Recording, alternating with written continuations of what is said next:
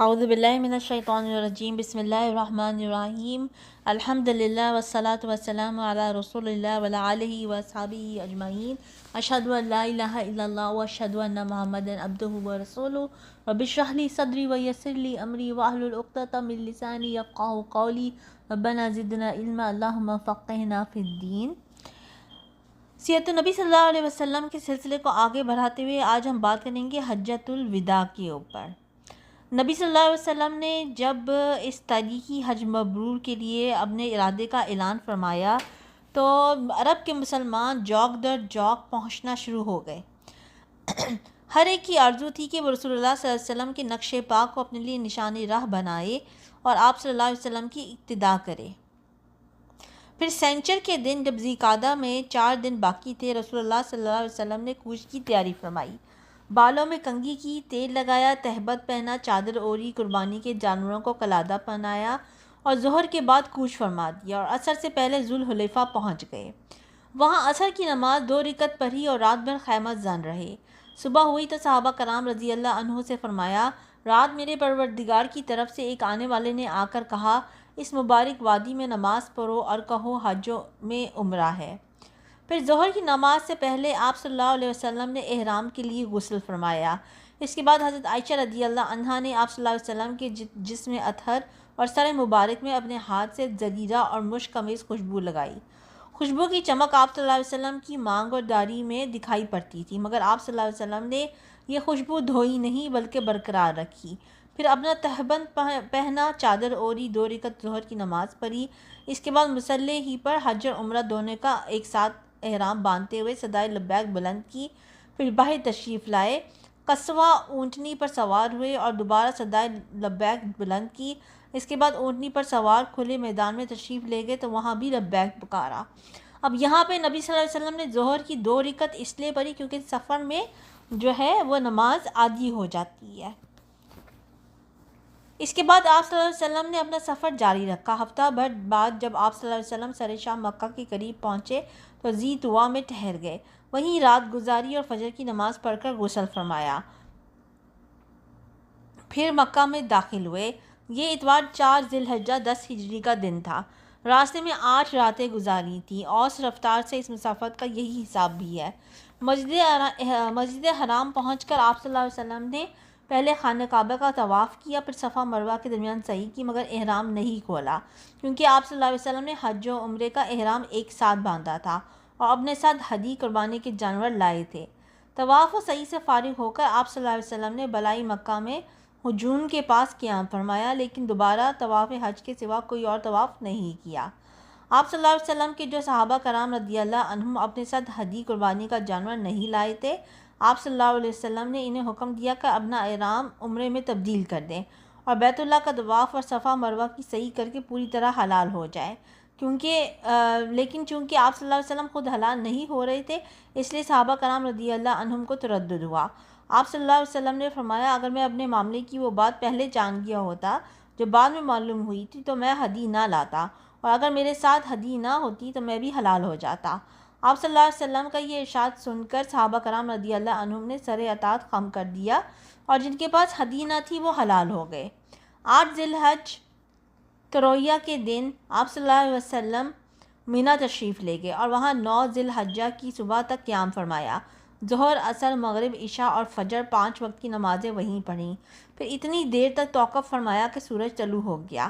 اس کے بعد عرفہ کو چل پڑے۔ وہاں پہنچے تو وادی نمرہ میں قبا تیار تھا، اس میں نزول فرمایا۔ جب سورج ڈھل گیا تو آپ صلی اللہ علیہ وسلم کے حکم سے قصوہ پر کجاوا کسا گیا اور آپ صلی اللہ علیہ وسلم بطن وادی میں تشریف لے گئے۔ اس وقت آپ صلی اللہ علیہ وسلم کے گرد 1,24,000 یا 1,44,000 انسانوں کا سمندر ٹھاٹے مار رہا تھا۔ آپ صلی اللہ علیہ وسلم نے ان کے درمیان ایک جامع خطبہ ارشاد فرمایا۔ آپ صلی اللہ علیہ وسلم نے فرمایا، لوگوں میری بات سنو، کیونکہ میں نہیں جانتا شاید اس سال کے بعد اس مقام پر میں تم سے کبھی نہ مل سکوں۔ تمہارا خون اور تمہارا مال ایک دوسرے پر اسی طرح حرام ہے جس طرح تمہارے آج کے دن کی، رواں مہینے کی اور موجودہ شہر کی حرمت ہے۔ سن لو، جاہلیت کی ہر چیز میرے پاؤں تلے رون دی گئی، جاہلیت کے خون بھی ختم کر دیے گئے، اور ہمارے خون میں سے پہلا خون جسے میں ختم کر رہا ہوں وہ ربیعہ بن حارث کے بیٹے کا خون ہے۔ یہ بچہ بنو سعد میں دودھ پی رہا تھا کہ انہی ایام میں قبیلہ حذیل نے اسے قتل کر دیا اور جاہلیت کا سود ختم کر دیا گیا، اور ہمارے سود میں سے پہلا سود جسے میں ختم کر رہا ہوں وہ عباس رضی اللہ عنہ بن عبد المطلب کا سود ہے۔ اب یہ سارا کا سارا سود ختم ہے۔ ہاں، عورتوں کے بارے میں اللہ سے ڈرو، کیونکہ تم نے انہیں اللہ کی امانت کے ساتھ لیا ہے اور اللہ کے کلمے کے ذریعے حلال کیا ہے۔ ان پر تمہارا حق یہ ہے کہ وہ تمہارے بستر پر کسی ایسے شخص کو نہ آنے دے جو تمہیں گوارا نہیں،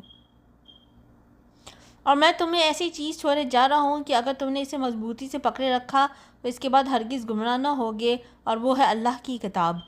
لوگوں، یاد رکھو میرے بعد کوئی نبی نہیں اور تمہارے بعد کوئی امت نہیں، لہٰذا اپنے رب کی عبادت کرنا، 5 وقت کی نماز پڑھنا، رمضان کے روزے رکھنا، خوشی خوشی اپنے مال کی زکوٰۃ دینا، میرے پروردگار کے گھر کا حج کرنا اور اپنے حکمرانوں کی اطاعت کرنا۔ ایسے کرو گے تو اپنے پروردگار کی جنت میں داخل ہوگے۔ اور تم میں سے میرے متعلق پوچھا جانے والا ہے تو تم لوگ کیا کہو گے؟ صحابہ رضی اللہ عنہم نے کہا، ہم شہادت دیتے ہیں کہ آپ صلی اللہ علیہ وسلم نے تبلیغ کر دی، پیغام پہنچا دیا اور خیر خواہی کا حق ادا فرما دیا۔ یہ سن کر آپ صلی اللہ علیہ وسلم نے انگشت شہادت کو آسمان کی طرف اٹھایا اور لوگوں کی طرف جھکاتے ہوئے 3 بار فرمایا، اے اللہ گواہ رہے۔ آپ صلی اللہ علیہ وسلم کے ارشادات کو ربیعہ رضی اللہ عنہ بن امیہ بن خلف اپنی بلند آواز سے لوگوں تک پہنچا رہے تھے۔ جب آپ صلی اللہ علیہ وسلم خطبے سے فارغ ہو گئے تو اللہ عز و جل نے یہ آیت نازل فرمائی، الیوم اکملت لکم دینکم واتممت علیکم نعمتی ورضیت لکم الاسلام دینا۔ آج میں نے تمہارے لیے تمہارا دین مکمل کر دیا اور تم پر اپنی نعمت پوری کر دی اور تمہارے لیے اسلام کو بحیثیت دین پسند کر لیا۔ حضرت عمر رضی اللہ عنہ نے آیت سنی تو رونے لگے۔ دریافت کیا گیا کہ آپ کیوں رو رہے ہیں؟ فرمایا، اس لیے کہ کمال کے بعد زوال ہی تو ہے۔ خطبے کے بعد حضرت بلال رضی اللہ عنہ نے اذان اور پھر اقامت کہی۔ رسول اللہ صلی اللہ علیہ وسلم نے ظہر کی نماز پڑھائی، اس کے بعد حضرت بلال رضی اللہ عنہ نے پھر اقامت کہی اور آپ صلی اللہ علیہ وسلم نے عصر کی نماز پڑھائی اور ان دونوں نمازوں کے درمیان کوئی اور نماز نہیں پڑھی۔ اس کے بعد سوار ہو کر آپ جائے وقوف پر تشریف لے گئے، اپنی اونٹنی قصوہ کا شکم چٹانوں کی جانب کیا اور پیدل چلنے والوں کی راہ میں واقع رتیلے تودے کو سامنے کیا اور قبلہ رخ اسی حالت میں وقوف فرمایا یہاں تک کہ سورج غروب ہونے لگا، تھوڑی زردی ختم ہوئی، پھر سورج کی ٹکیاں غائب ہو گئی۔ اس کے بعد آپ صلی اللہ علیہ وسلم نے حضرت اسامہ رضی اللہ عنہ کو پیچھے بٹھایا اور وہاں سے روانہ ہو کر مزدلفہ تشریف لائے۔ مزدلفہ میں مغرب اور عشاء کی نمازیں 1 اذان اور 2 اقامت کے ساتھ پڑھی، درمیان میں کوئی نفل نماز نہیں پڑھی۔ اس کے بعد آپ صلی اللہ علیہ وسلم لیٹ گئے اور طلوع فجر تک لیٹے رہے۔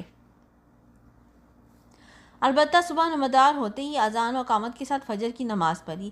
اس کے بعد قصوہ پر سوار ہو کے مشعر حرام تشریف لائے اور قبلہ رخ ہو کر اللہ سے دعا کی اور اس کی تکبیر و تحلیل اور توحید کے کلمات کہے۔ یہاں اتنی دیر تک ٹہل رہے کہ خوب اجالا ہو گیا۔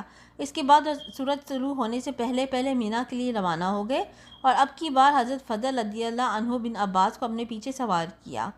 بطن محصر میں پہنچے تو سواری کو ذرا تیزی سے دوڑایا، پھر جو درمیانی راستہ جمرہ کبریٰ پر نکلتا تھا اس سے چل کر جمرہ کبریٰ پر پہنچے۔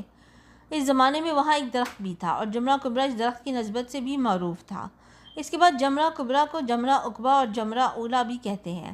پھر آپ صلی اللہ علیہ وسلم نے جمرہ کبریٰ کو 7 کنکریاں ماری، ہر کنکری کے ساتھ تکبیر کہتے جاتے تھے۔ کنکریاں چھوٹی چھوٹی تھیں جنہیں چٹکی میں لے کر چلایا جا سکتا تھا۔ آپ صلی اللہ علیہ وسلم نے کنکریاں بدن وادی میں کھڑے ہو کر ماری تھی۔ اس کے بعد آپ صلی اللہ علیہ وسلم قربان کا تشریف لے گئے اور اپنے دست مبارک سے 63 اونٹ ذبح کیے، پھر حضرت علی رضی اللہ عنہ کو سونپ دیا اور انہوں نے بقیہ 37 اونٹ ذبح کیے۔ اس طرح 100 اونٹ کی تعداد پوری ہو گئی۔ آپ صلی اللہ علیہ وسلم نے حضرت علی رضی اللہ عنہ کو بھی اپنی ہدی قربانی میں شریک فرما لیا تھا۔ اس کے بعد آپ صلی اللہ علیہ وسلم کے حکم سے ہر اونٹ کا ایک ٹکڑا کاٹ کر ہانڈی میں ڈالا اور پکایا گیا۔ پھر آپ صلی اللہ علیہ وسلم نے اور حضرت علی رضی اللہ عنہ نے اس گوشت میں سے کچھ تناول فرمایا اور اس کا شوربہ پیا۔ بعد ازاں رسول اللہ صلی اللہ علیہ وسلم سوار ہو کر مکہ تشریف لے گئے، بیت اللہ کا طواف فرمایا، اسے طواف افاضہ کہتے ہیں، اور مکہ ہی میں ظہر کی نماز ادا فرمائی۔ پھر چاہ زمزم پر بنو عبد المطلب کے پاس تشریف لے گئے۔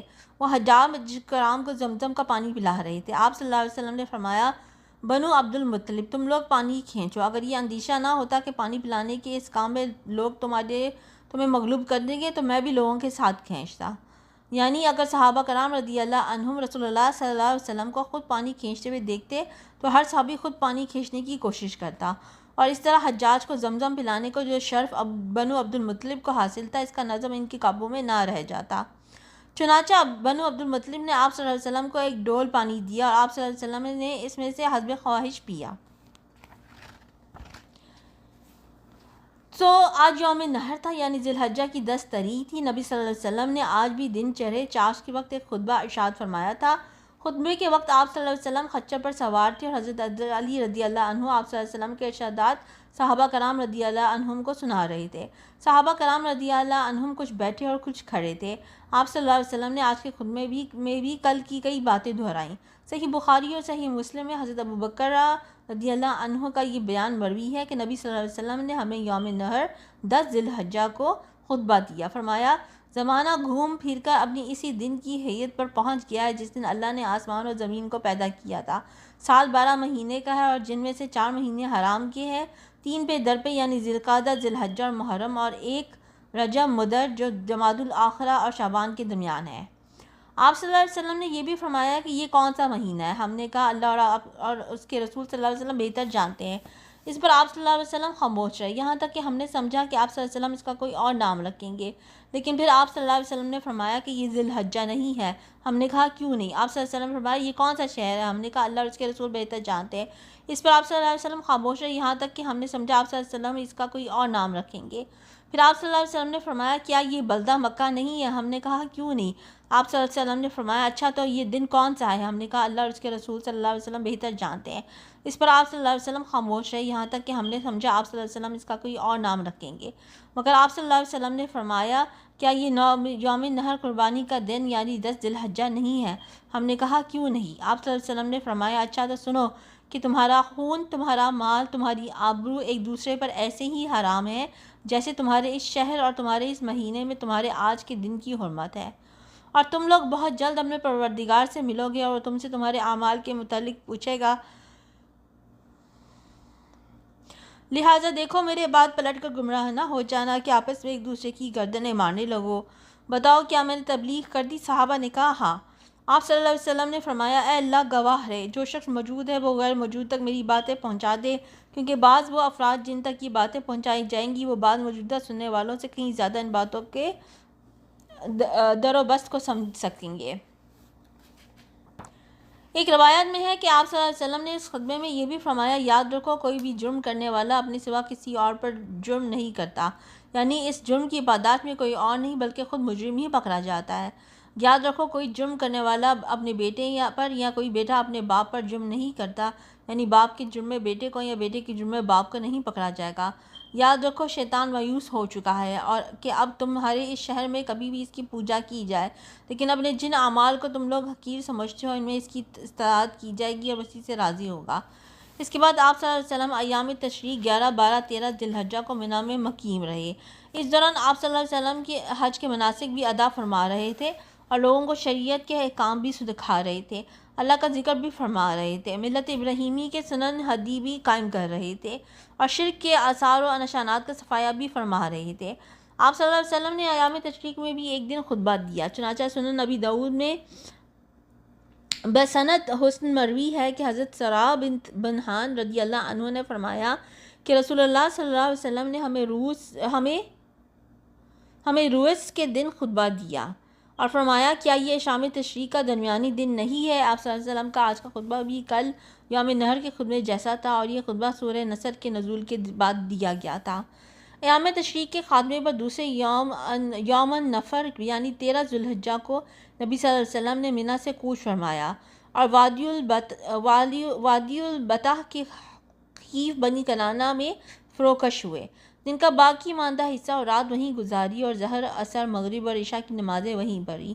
البتہ عشاء کے بعد تھوڑا سا سو کر اٹھے، پھر سوار ہو کر بیت اللہ تشریف لے گئے اور طواف وداع فرمائے، اور اب تمام مناسک کے حد سے فارغ ہو کر آپ صلی اللہ علیہ وسلم نے سواری کا رخ مدینہ منورہ کی راہ میں ڈال دیا، اس لیے نہیں کہ وہاں پہنچ کر راحت فرمائے بلکہ اس لیے کہ اب پھر اللہ کی خاطر اللہ کی راہ میں ایک نئی جدوجہد کا آغاز فرمائیں۔ تو یہ اس طریقے سے حجۃ الوداع جو ہے وہ نبی صلی اللہ علیہ وسلم نے فرمایا اور لوگوں نے، مسلمانوں نے ان کا ساتھ دیا۔ بہت مسلمان جو ہے 1 لاکھ سے زیادہ مسلمان جو ہے اس میں شامل ہوئے، اور اس طرح ہم نے حج کے مناسک بھی سیکھ لیے۔ سبحانک اللہم و بحمدک اشہد ان لا الہ الا انت استغفرک و اتوب الیک۔